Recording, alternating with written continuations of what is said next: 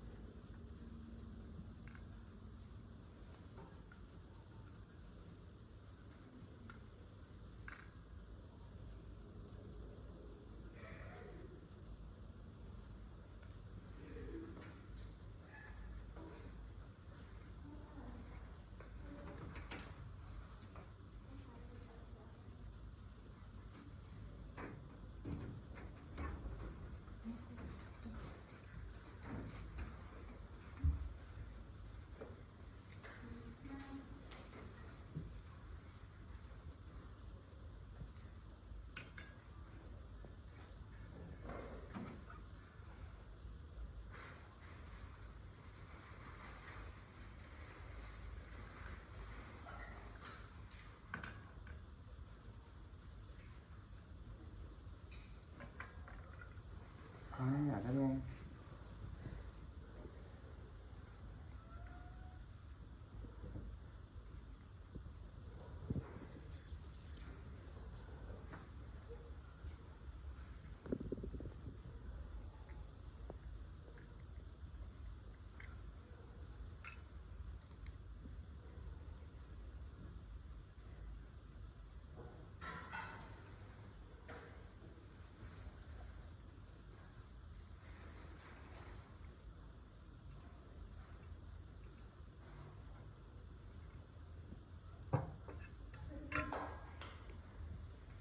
เนี่ยพักผ่อนเด้อ2 นาทีจึงคอยดู